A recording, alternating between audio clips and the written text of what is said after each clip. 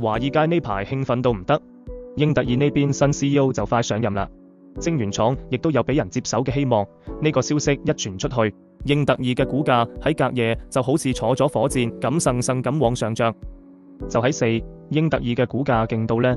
逆住大盤嘅走勢，大漲咗差唔多15%，收市嘅時候穩穩企喺23.7美元，喺標普500指數成分股入邊，呢個漲幅直接喺全場領先。再睇下台積電，畫風就完全唔同啦，股價下跌超過3%。英特爾股價點解可以咁勁呢？主要係有2大超級利好消息喺背後撐住。第一樣係英特爾請咗半導體軟件公司 Cadence 嘅前 CEO 陳立武俾佢嚟做新任 CEO。第二樣仲勁爆，台積電正計劃聯合多間芯片巨頭搞一間合資企業。台積電股價下跌，有可能係市場擔心呢間合資企業一旦成立，英特爾如果唔完全退出代工業務嘅話，咁台積電嘅利益就會受損啦。我哋嚟先傾下新 CEO 呢件事。陳立武要加盟英特爾嘅消息傳出去，華爾街一片睇好。美銀話陳立武之前嘅業績相當亮眼，而且 Cadence 同英特爾之前就有過合作，佢哋覺得喺陳立武嘅帶領下，英特爾有更大機會重新整頓，扭轉依家唔係好樂觀嘅局面。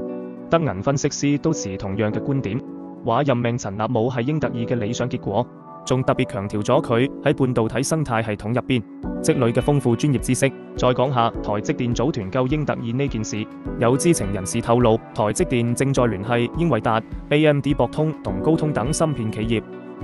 打算一齊組建合資企業嚟運營英特爾嘅晶圓廠，而且台積電準備喺合資企業入邊50%嘅股份。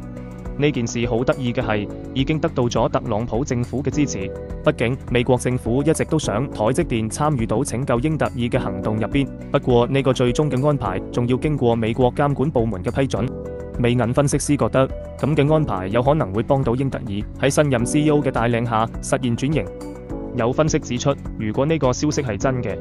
可能會有2種合作形式。第一種，英特爾完全退出製造業務，呢對英特爾嚟講係相當有利嘅，預計2026到2027年可以實現60到80億美元嘅盈利。長遠嚟睇，對台積電都有好處，但對半導體設備廠商就唔係幾好啦，因為台積電設備購量有可能會大幅減少。第二種，英特爾同台積電以及其他公司成立合資代工廠，不過呢種模式存在嚴重嘅利益衝突。